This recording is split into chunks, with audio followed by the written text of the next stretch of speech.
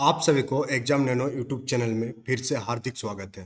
आज आपका class number 87 है और इस क्लास में हम लोग पेपर थर्ड का टॉप एमसीक्यू क्वेश्चंस को डिस्कस करेंगे। ये वीडियो जो है आपका प्राइमरी और अपर प्राइमरी दोनों के लिए यूजफुल है, क्योंकि पेपर थर्ड दोनों में लगभग लगभग कॉमन है, खाली लेवल थोड़ा सा चेंज है। तो चलिए हम लोग सेशन की शुरुआत करते हैं। सबसे पहले हम लोग बात करेंगे आज का सेशन का सबसे पहला क्वेश्चन कि अगर किसी उत्तल लेंस, क्या पूछा जा रहा है आपसे कि उत्तल लेंस पर पड़ने वाला सूरज का प्रकाश किस बिंदु पर एकत्रित होगा। तो हम लोग क्या जानते हैं लेंस के बारे में, अगर हम लोग बात करें तो लेंस जो है आपका गोलियो लेंस आपका जो है दो प्रकार का होता है। पहला क्या है आपका, पहला है आपका उत्तल लेंस और दूसरा हो गया आपका अवतल लेंस। क्या हो गया, पहला आपका उत्तल लेंस और दूसरा लेंस अवतल लेंस। आपसे पूछा जा सकता है गोलियो लेंस कितने प्रकार का होता है। तो गोलियो लेंस आपका दो प्रकार, उत्तल लेंस और अवतल लेंस। उत्तल लेंस कैसे बनेगा, जैसे यहाँ पर हम लोग एक स्फेरिकल ले लेंगे, उसके ऊपर और एक स्फेरिकल रख देंगे, तो यहाँ पर आप देख पा रहे हैं तो ये जो लेंस बना ये आपका बन गया उत्तल लेंस। अवतल लेंस को हम लोग कैसे बनाएंगे, यहाँ एक गोलिया ले लिए और यहाँ पर ले लिए और ये बीच में जो पार्ट बन रहा ये आपका है अवतल लेंस है। तो लेंस कितना प्रकार का हो गया, लेंस आपका दो प्रकार, उत्तल लेंस और अवतल लेंस। क्वेश्चन पूछा जा रहा है आपसे कि कोई उत्तल लेंस है, जैसे यहाँ पर हम लोग एक उत्तल लेंस यहाँ पर बना दे रहे हैं। अब इस उत्तल लेंस पर आपका सूरज का प्रकाश पड़ेगी, क्या पड़ेगा, सूरज का प्रकाश। तो हम लोग जानते हैं कि कोई भी लेंस का जो बीच वाला भाग है इसे हम लोग कहते हैं प्रकाशिक केंद्र, ऑप्टिकल सेंटर। उसके बाद आपका जो भी यहाँ प्रकाश आपतित होगा तो लेंस से क्या होगा, उसके बाद लेंस से प्रकाश का अपवर्तन होगा। तो इस प्रकार से जो है आपका लाइट रेज जो है पार होगा। इधर से भी हम लोग लाइट रेज पार करेंगे। तो देख पा रहे होंगे आप कि ये उत्तल लेंस से जब पार हो रहा तो एक जगह पर मीट हो रहा है, एक जगह पर क्या हो रहा है, ये एकत्रित हो रहा। और इस पॉइंट को हम लोग किसके नाम से जानते हैं, इस पॉइंट को हम लोग फोकस के नाम से जानते हैं। इसलिए इस प्रश्न का जो सही उत्तर होगा आपका हो जाएगा फोकस। यानी कि उत्तल लेंस पर अगर हम लोग सनलाइट पार करेंगे तो जिस पॉइंट पर वो मैच करेगा उस पॉइंट को हम लोग फोकस के नाम से जानते हैं। और जैसे ये आपका उत्तल लेंस बना है तो दो लेंस को एक के ऊपर एक रखे हम लोग, तो यहाँ पर आपका ये जो गोलियो लेंस है इसका एक सेंटर होगा, इधर भी एक सेंटर होगा। तो लेंस के केस में आपको दो वक्रता केंद्र देखने को मिलता है, एक C1 और एक दूसरा होता है आपका C2। और लेंस के केस में आपका फोकस भी आपको दो देखने को मिलता है, F1 और F2। और ये जो लेंस के बीच वाला पार्ट पॉइंट है इसे हम लोग कहते हैं ऑप्टिकल सेंटर, यानी कि प्रकाशिक केंद्र। क्या कहते हैं इसे हम लोग, प्रकाशिक केंद्र। और ये प्रकाशिक केंद्र और फोकस के बीच की दूरी को हम लोग फोकस दूरी कहते हैं। प्रकाशिक केंद्र और ये जो आपका वक्रता केंद्र है इसके बीच की दूरी को हम लोग वक्रता त्रिज्या कहते हैं। तो ये सारे टर्म आप याद रखिएगा। इसके साथ साथ उत्तल लेंस से संबंधित एक और पॉइंट आप याद रखिएगा कि उत्तल लेंस को हम लोग किस लेंस के नाम से जानते हैं, अभिसारी लेंस के नाम से भी जानते हैं। किस लेंस के नाम से, अभिसारी लेंस के नाम से भी हम लोग उत्तल लेंस को जानते हैं। क्योंकि जो उत्तल लेंस है इसमें कौन सा क्वालिटी पाया जाता है, अभिसारण गुण, यानी कि कन्वर्जिंग प्रॉपर्टी पाए जाने के कारण इसे हम लोग क्या नाम, कन्वर्जिंग, GING। तो अभिसारी लेंस इसलिए कहा जाता है उत्तल लेंस को क्योंकि आप यहाँ देख पा रहे हैं कि प्रकाश यहाँ पर अपवर्तित होने के बाद एक पॉइंट पर कन्वर्ज हो रहा, क्या हो रहा है, एक पॉइंट पर कन्वर्ज हो रहा। इसी के कारण हम लोग उत्तल लेंस को अभिसारी लेंस के नाम से भी जानते हैं।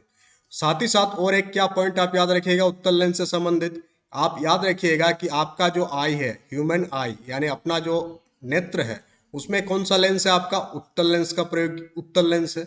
साथ ही साथ अगर किसी व्यक्ति का कौन सा दृष्टि दोष हो जाएगा तो उत्तल लेंस का प्रयोग होगा आपका, अगर किसी व्यक्ति का दूरदृष्टि दोष हो जाएगा। दूरदृष्टि दोष किसे कहते हैं, वैसा दृष्टि दोष जिसमें व्यक्ति निकट का चीजों को तो आसानी से देख सकता है बट दूर की वस्तुओं को बढ़िया से नहीं देख पाएगा, सॉरी, दूर का वस्तुओं को तो वह आसानी से देख पाएगा बट निकट के वस्तुओं को अगर वह नहीं देख पा रहा है तो उसे हम लोग क्या कहते हैं, दूरदृष्टि दोष कहते हैं। नाम का उल्टा, दूरदृष्टि दोष यानी कि दूर की वस्तुओं को देख पाएगा, निकट के वस्तुओं को ये देख नहीं पाएगा, तो उसे हम लोग दूरदृष्टि दोष कहते हैं। और दूरदृष्टि दोष को ठीक करने के लिए हम लोग कौन सा लेंस का प्रयोग करते हैं, उत्तल लेंस का प्रयोग करते हैं। उत्तल लेंस से बनने वाले जो इमेज होता है उसका अगर हम लोग प्रकृति की बात करें, ये भी एक क्वेश्चन आपका एमसीक्यू में पूछा जाता है कि उत्तल लेंस से बनने वाले जो प्रतिबिंब होते हैं उसका प्रकृति किस प्रकार का होता है। तो उत्तल लेंस से बनने वाले जो इमेज होता है उसका प्रकृति आपका रियल यानी कि वास्तविक बनेगा और उल्टा प्रतिबिंब बनेगा, रियल एंड इन्वर्टेड। आप याद रखिएगा कि उत्तल लेंस से बनने वाले जो प्रतिबिंब होते हैं वह वास्तविक एवं उल्टा उल्टा प्रतिबिंब का निर्माण करता है। ये सारी पॉइंट आपका उत्तल लेंस से संबंधित आपको याद रखना है। उसके साथ ही साथ उत्तल लेंस से बनने वाला, ठीक है, इतना पॉइंट काफी है, इतना पॉइंट आपको याद रखना है उत्तल लेंस से संबंधित। अब हम लोग आगे बढ़ते हैं नेक्स्ट क्वेश्चन की ओर। और साथ ही वीडियो अगर पसंद आ रहा है, आपको कंटेंट पसंद आ रहा है तो लाइक कीजिएगा, चैनल में नए हैं तो चैनल को सब्सक्राइब कीजिएगा और वीडियो को ज़्यादा से ज़्यादा लोगों तक शेयर कीजिएगा। अब एक नेक्स्ट क्वेश्चन आपके सामने कि अगर एक अपसारी लेंस है तो उससे क्या उत्पन्न होगा।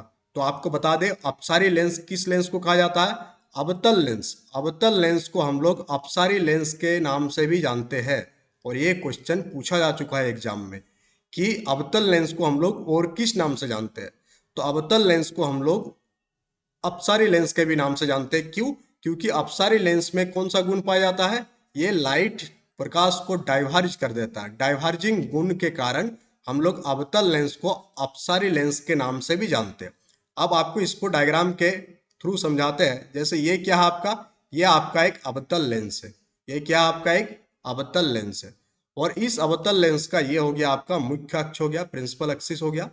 ये बीच में आपका वो आपका ऑप्टिकल सेंटर हो गया।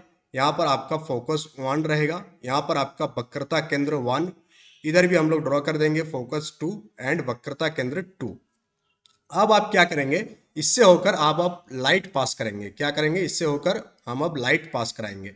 तो जैसे यहाँ से प्रकाश का किरण जाएगा और अवतल लेंस से पार होगा तो अवतल लेंस प्रकाश को क्या करेगा, अपवर्तित करेगा इस टाइप से।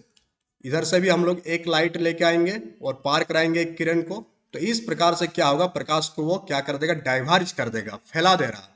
आप यहाँ देख पा रहे हैं कि यहाँ से यहीं तक दूरी है आपका लाइट रेज का, और भी आप लाइट रेज प्रकाश के किरण खींच सकते हैं। तो इस प्रकार से है, बट यहाँ पर जो एरिया कवर हो रहा है वो बहुत ही ज्यादा एरिया कवर हो रहा है, वो लाइट को डाइवर्ज कर रहा है, फैला दे रहा है। इसी के कारण हम लोग अवतल लेंस को अपसारी लेंस के नाम से भी जानते हैं। और पूछा जा रहा है आपसे कि अपसारी लेंस से किस प्रकार का इमेज उत्पन्न होगा। तो अपसारी लेंस से जो इमेज बनता है उसका जो प्रकृति होता है वो हमेशा आभासी, किस प्रकार का इमेज बनेगा, आभासी यानी कि इमेजिनरी और सीधा प्रतिबिंब का निर्माण होगा। किस प्रकार का, आभासी और सीधा, यानी कि वर्चुअल इमेज बनेगा आपका, और साथ ही साथ आपका इमेज जो होगा आपका वो सीधा इमेज बनेगा। तो यहाँ पर आपका ऑप्शन देखेंगे आप, तो अपसारी लेंस से उत्पन्न होगा आपका आभासी छवि, यानी कि वर्चुअल इमेज का निर्माण होगा आपका किससे, अवतल लेंस से। तो इसका आंसर हो जाएगा आपका ऑप्शन नंबर बी। और कुछ कुछ पॉइंट आप याद रखिएगा अवतल लेंस से संबंधित कि अगर किसी व्यक्ति को मायोपिया हो गया, क्या हो गया, मायोपिया एक क्या आंख का दृष्टि दोष है। मायोपिया को हिंदी में कहते हैं निकट दृष्टि दोष। क्या कहते हैं हिंदी में से, निकट दृष्टि दोष। और निकट दृष्टि दोष में क्या होता है आपका, निकट दृष्टि दोष में हम लोग नजदीक का वस्तुओं को आसानी से देख पाते हैं, नजदीक का देख पाते हैं, बट दूर के वस्तुओं को हम लोग नहीं देख पाते हैं। उस दृष्टि दोष को हम लोग निकट दृष्टि दोष के नाम से जानते हैं। नजदीक वालों को हम लोग देख पाएंगे बट दूर वाला को हम लोग नहीं देख पाएंगे, और उसके उपचार के लिए हम लोग अवतल लेंस का प्रयोग करते हैं। जब हम लोग आई की बात कर ही लिए है तो हम लोग और एक पॉइंट बात कर लेते हैं। आई का जो सबसे नियरेस्ट पॉइंट होता है वो होता है आपका 25 सेंटीमीटर, और सबसे दूर बिंदु फार पॉइंट क्या होता है आपका, वो होता है आपका अनंत तक होता है। तो आपसे क्वेश्चन पूछ दिया जाएगा कि आंख का सबसे न्यूनतम स्पष्ट दूरी कितना होता है। तो आपका स्पष्ट न्यूनतम दूरी होता है 25 सेंटीमीटर, यानी 25 सेंटीमीटर तक आंख किसी भी वस्तु को बिना प्रेशर बिना टेंशन का देख सकता है। उससे आप कम करेंगे तो आप देखिएगा आंख के ऊपर आपका प्रेशर पड़ेगा। और आंख कितने दूर तक देख सकता है, तो आंख अनंत बिंदु तक देख सकता है। इसका सही एग्जाम्पल है जब आप आकाश की ओर देखते हैं तो लाखों करोड़ों प्रकाश वर्ष दूर भी बहुत सारे स्टार्स आपको दिख जाता है। क्यों? क्योंकि आपका आंख का जो दूर बिंदु है वो अनंत तक है, इसलिए आप देख पाते हैं। तो अपसारी लेंस से आपका हमेशा आभासी छवि उत्पन्न होगा। तो अपसारी लेंस भी क्लियर हो गया, आपको उत्तल लेंस भी क्लियर हो गया। अब हम लोग थोड़ा बढ़ते हैं जियोग्राफी की तरफ, सोशल स्टडीज की तरफ। अभी तक हम लोग साइंस देख रहे थे। अब यहाँ पर आपसे क्वेश्चन पूछ दिया गया है कि पृथ्वी का जो भू प्रॉपर्टी है उसमें सबसे प्रचुर धातु यानी कौन सा ऐसा मेटल है जो सबसे ज्यादा पाई जाती है। तो आपको किसकी जानकारी होना चाहिए? पृथ्वी के एक एक परत का जानकारी होना चाहिए, तब जाके इस क्वेश्चन का उत्तर आप दे पाएंगे। तो आपको पता होना चाहिए कि एक ज्योग्राफिस्ट थे, भौगोलिक साइंटिस्ट थे, जिनका नाम है सुवेश महोदय। सुवेश महोदय क्या किए? पृथ्वी के रासायनिक संरचना का अध्ययन किया और उसके आधार पर पृथ्वी के आंतरिक भाग को 3 भागों में बांटा। पहला भाग है आपका सियाल। सियाल पृथ्वी का सबसे ऊपरी परत है, यानी कि आपका जो जहां पर हम लोग रहते हैं, जो धरती, उसके जस्ट पहले वाला परत को हम लोग क्या कहते हैं? सियाल के नाम से जानते हैं, सुवेश महोदय के अकॉर्डिंग। फिर हम लोग बात करेंगे मेंटल, कोर, सबके बारे में बात करेंगे। पहले हम लोग एक एक चीज बेसिक आपका क्लियर होना चाहिए। जीएस सेक्शन में अगर आपका बेसिक क्लियर नहीं है तो एडवांस लेवल पर आप बहुत सारे चीजों को याद रख ही नहीं सकते हैं, सिर्फ और सिर्फ आप पढ़ेंगे और फिर आप भूल जाएंगे। तो सियाल पहले परत हो गया आपका सियाल।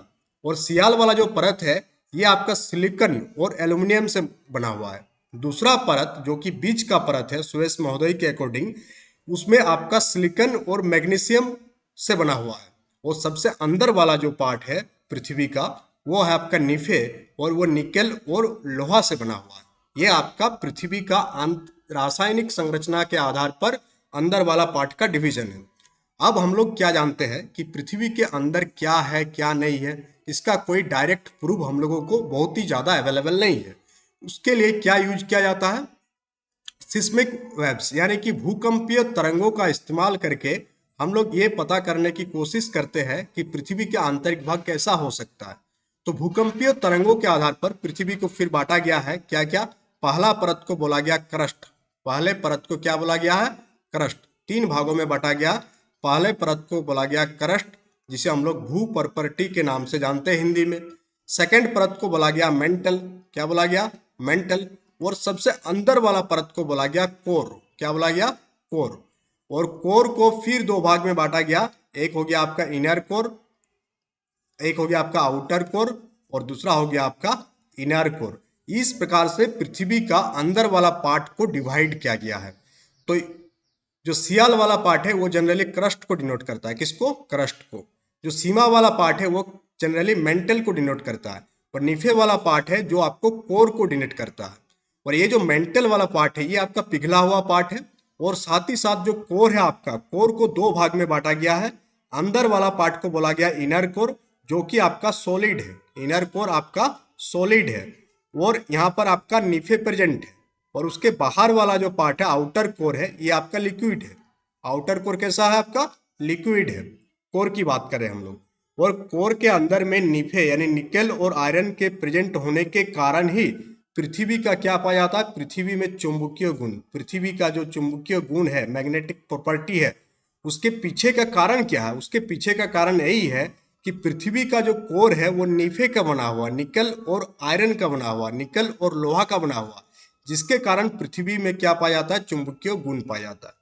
तो इस प्रकार से आपको पृथ्वी का आंतरिक संरचना का एक बेसिक स्ट्रक्चर आपको समझ में आ गया। अब आप क्वेश्चन में जाएंगे तो आप क्वेश्चन का आंसर आप एकदम आसानी से दे सकते हैं। अब ये क्वेश्चन आपके लिए बच्चा वाला क्वेश्चन हो गया कि पृथ्वी का जो भू प्रॉपर्टी है उसमें सबसे ज्यादा धातु क्या पाया जाता है? आपका एल्यूमिनियम पाया जाता है।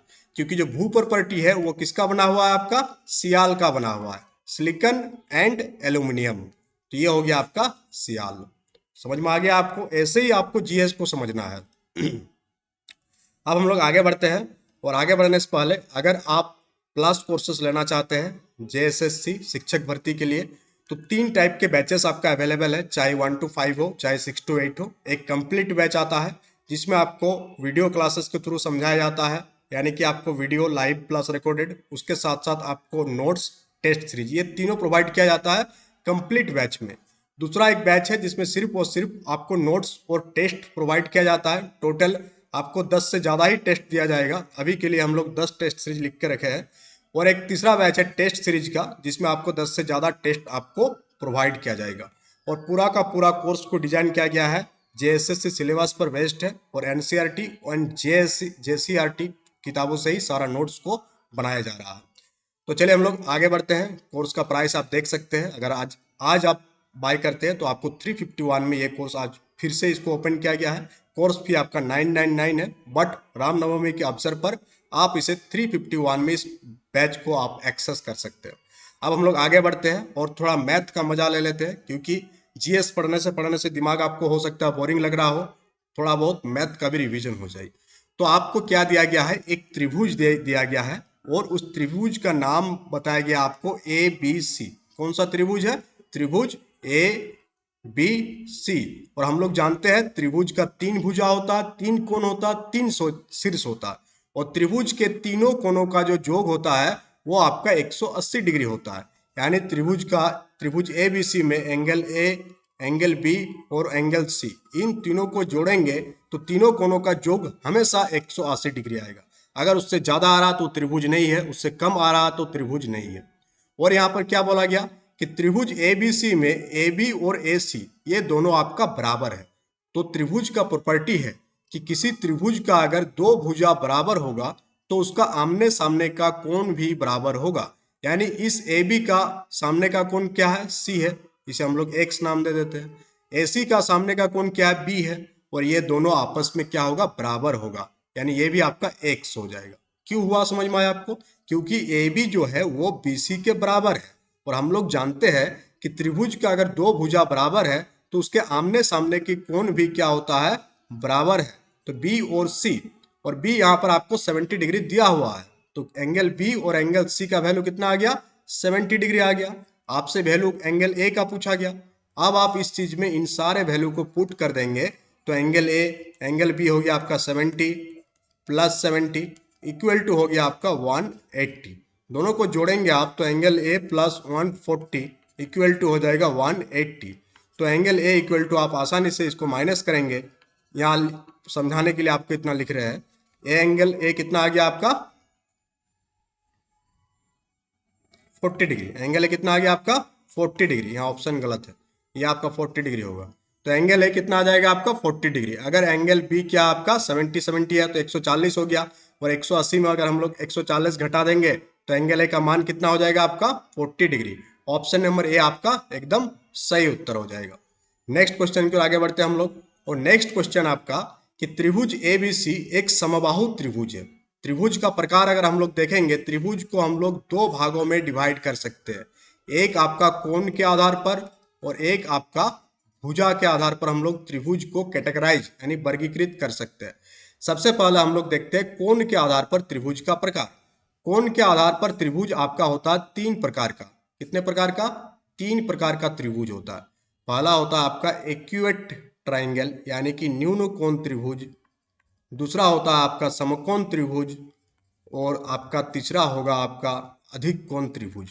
ये हम लोग कोण के आधार पर त्रिभुज को कैटेगराइज कर रहे हैं। न्यून कोण त्रिभुज किसे कहते हैं? जब किसी त्रिभुज के तीनों कोण जो है अगर वो आपका न्यून कोण है तो उसे हम लोग न्यून कोण त्रिभुज के नाम से जानते हैं। अब न्यून कोण क्या होता है? वैसा कोण जिसका मान 0 डिग्री से बड़ा और 90 डिग्री से छोटा हो। 0 डिग्री से बड़ा और 90 डिग्री से छोटा हो उसे हम लोग न्यून कोण कहते हैं। और अगर कोई ऐसा त्रिभुज है जिसका तीनों कोण आपका न्यून कोण है तो उसे हम लोग क्या कहते हैं? उसे हम लोग कहते हैं न्यून कोण त्रिभुज। आप समकोण त्रिभुज किसे कहते हैं? एक ऐसा त्रिभुज जिसमें एक कोण आपका 90 डिग्री होगा, एक कोण क्या होगा आपका? राइट एंगल होगा, उसे हम लोग समकोण त्रिभुज के नाम से जानते हैं।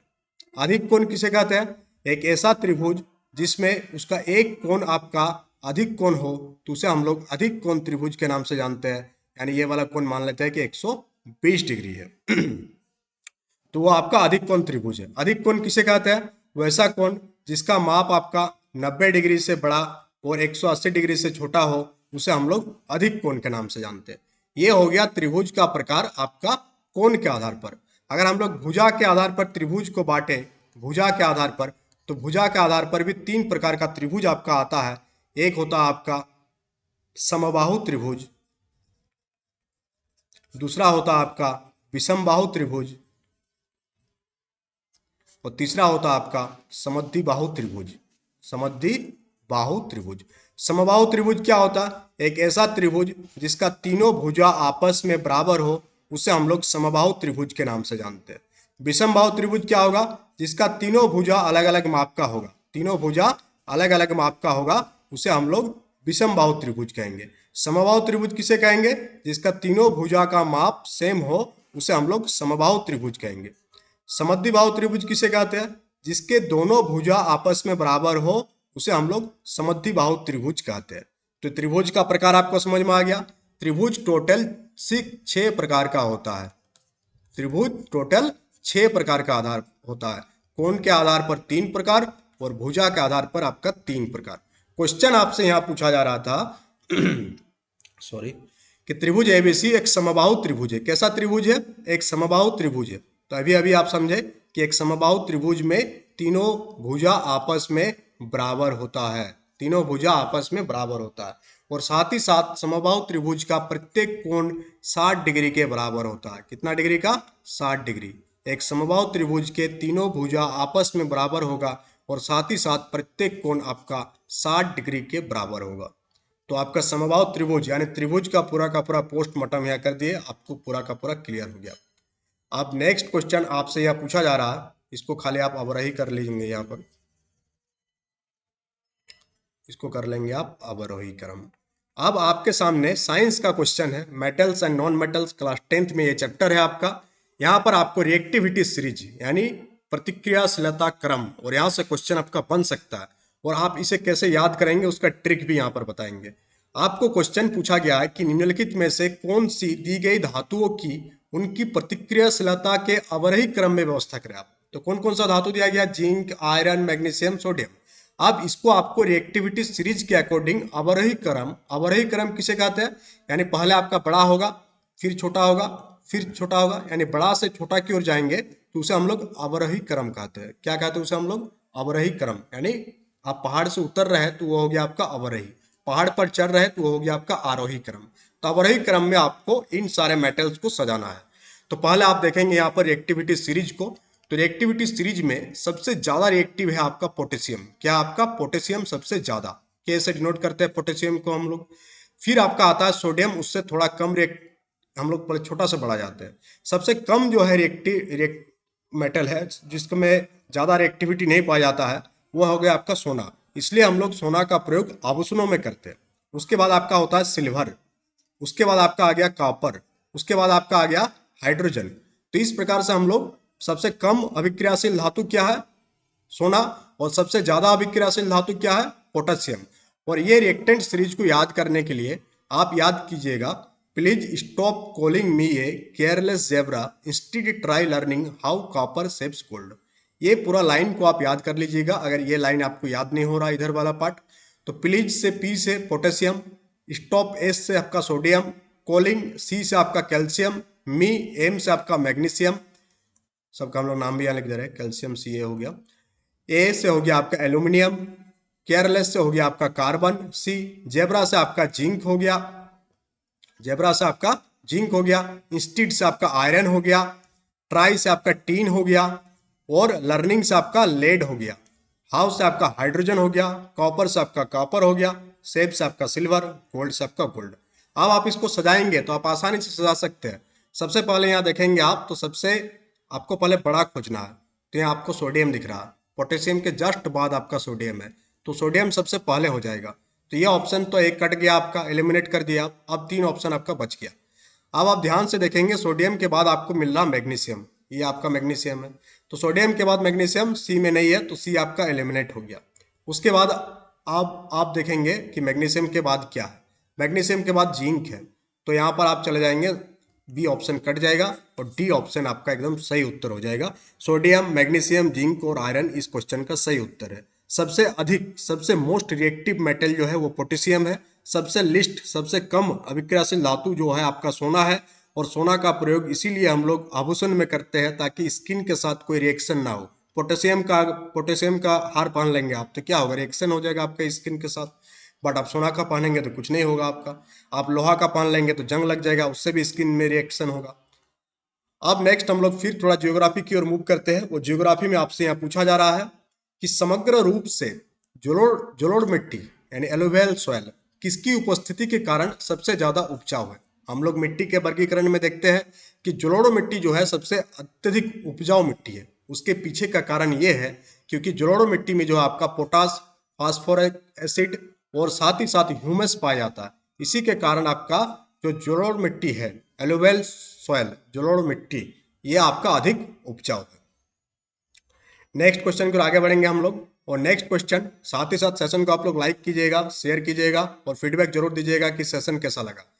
निम्नलिखित में से कौन सा आंदोलन पेड़ों की सुरक्षा से संबंधित नहीं है? क्वेश्चन बढ़िया से पढ़ेंगे। चिपको आंदोलन आपका पेड़ बचाओ आंदोलन है। नवदान्य आंदोलन हम हो सकते हैं, ऑप्शन गलत है तो ठीक है। बीज बचाओ आंदोलन ये भी आपका पेड़ से संबंधित है।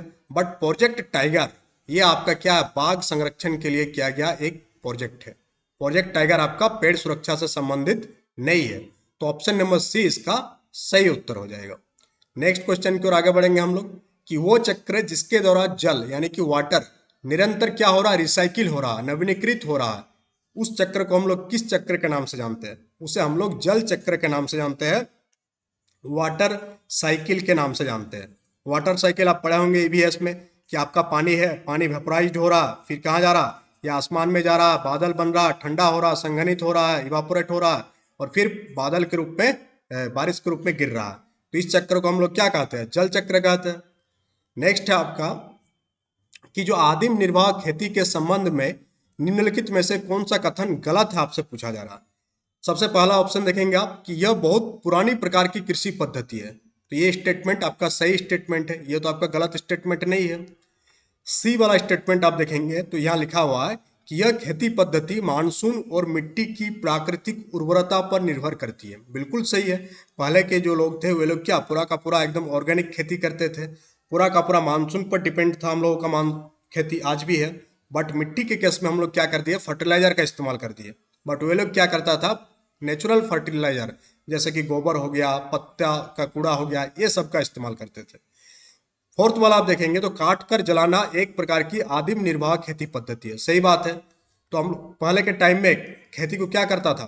जैसे यहाँ पर कुछ झाड़ जंगल है, इसको काट करके जला देता था, फिर साफ करके यहाँ पर खेती होता था, तो उसे हम लोग आदिम निर्वाह खेती के नाम से जानते थे।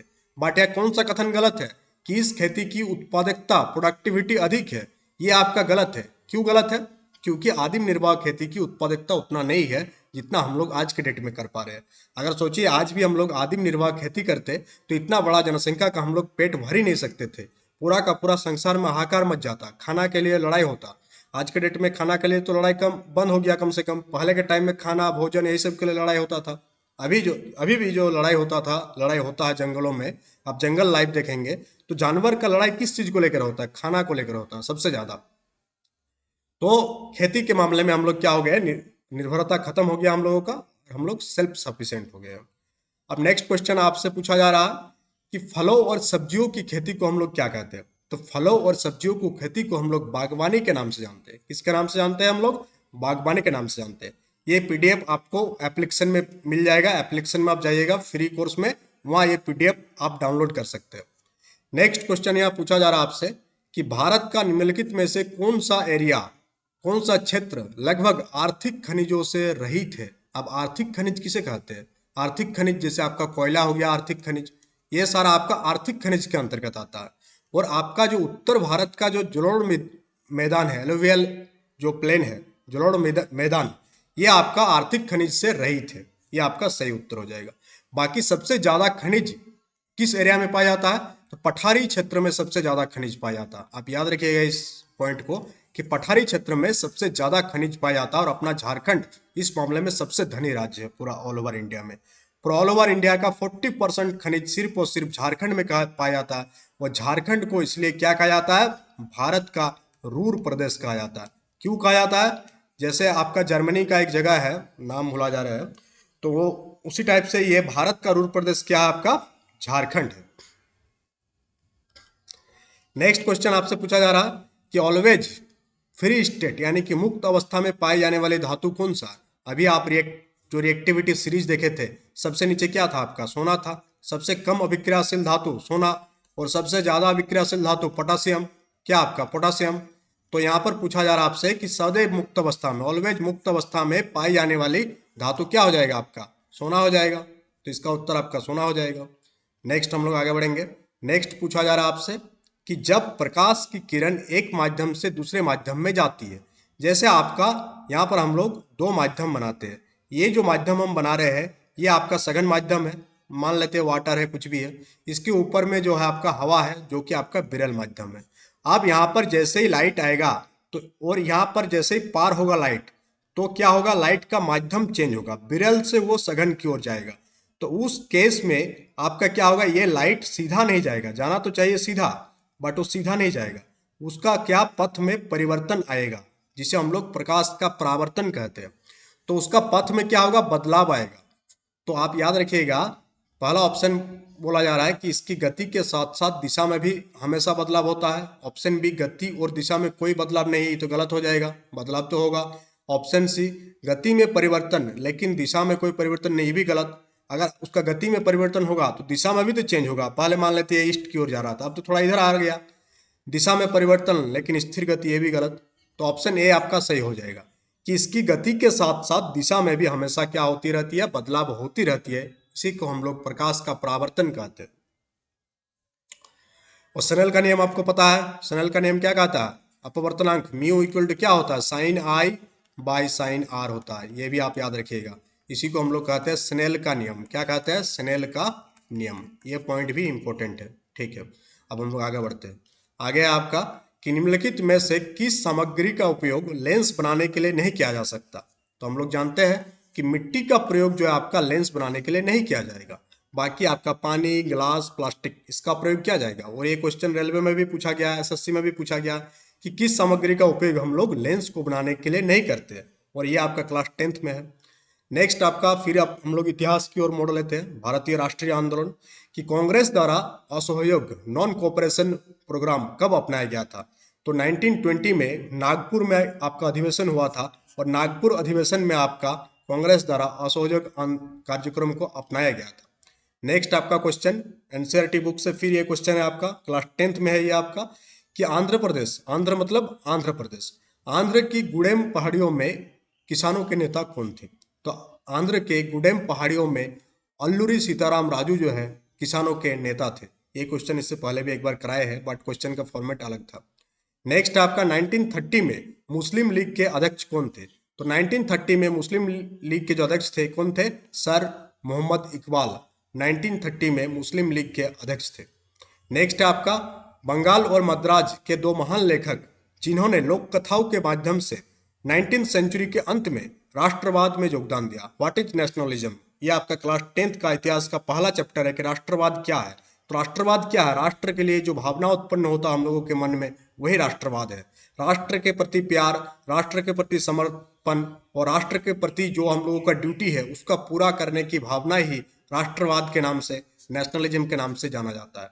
और दो महान लेखक, एक बंगाल के और एक मद्राज के, कौन थे, रविंद्रनाथ टैगोर और नटसा शास्त्री। ये दो लेखक ऐसे थे जिन्होंने लोक कथाओं के माध्यम से भारत में राष्ट्रवाद का जन्म दिया, राष्ट्रवाद को और बढ़ाया।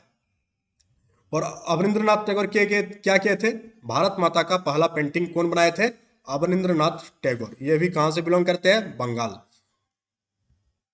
नेक्स्ट आपका असहयोग आंदोलन के दौरान विदेशी वस्तुओं के बहिष्कार का क्या कारण था। हम लोग जानते हैं कि असहयोग आंदोलन जब हो रहा था तो ब्रिटिश सरकार को हेल्प नहीं करना था, और साथ ही साथ जो विदेशी वस्तु था उसको हम लोग क्या कर रहे थे, बहिष्कार कर रहे थे।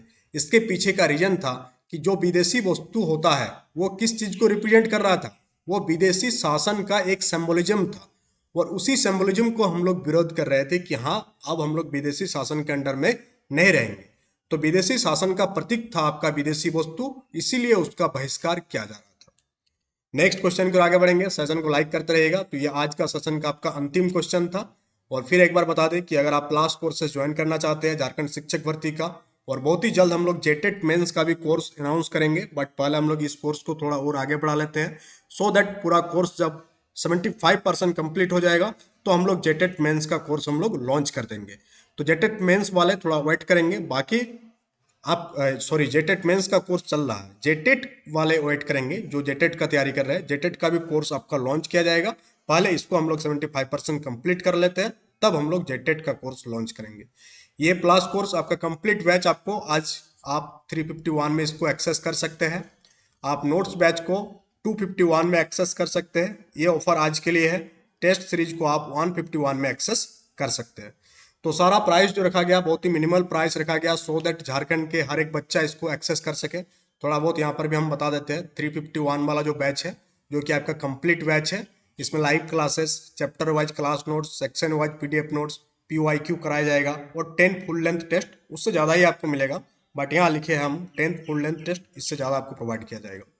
नेक्स्ट आपका 251 जो कि आपका पीडीएफ नोट्स का बैच है। इसमें आपको कोई वीडियो क्लास प्रोवाइड नहीं किया जाएगा, सिर्फ और सिर्फ class notes, sectional notes, chapter wise class note, section wise PDF notes, PYQ और 10 फुल लेंथ टेस्ट इसमें प्रोवाइड किया जाएगा। फिर आपका पूरा का पूरा टेस्ट सीरीज बैच है। इसमें आपको sectional test, 10 full length test और PYQ, NCERT, ये सारे प्रीवियस ईयर क्वेश्चन आपको टेस्ट सीरीज सेक्शन में देखने को मिलेगा। तो यहाँ पर आपको 10 से ज़्यादा टेस्ट आपको मिलेगा, जिसको आप आज के डेट में 151 में एक्सेस कर सकते हैं। तो चलिए मिलते हैं कल के सेशन में। सेशन के बारे में फीडबैक जरूर दीजिएगा कि सेशन कैसा लगा। So that's all today, thank you for attending the session. और ये पीडीएफ अगर आप चाहते हैं, ये पीडीएफ आपका एप्लीकेशन में डाल दिया जाएगा। एप्लीकेशन में आप फ्री कोर्स में जाएंगे तो वहाँ पर ये पीडीएफ आपको देखने को मिल जाएगा और सिलेबस वाला सेक्शन में भी ये पीडीएफ आपका रहेगा।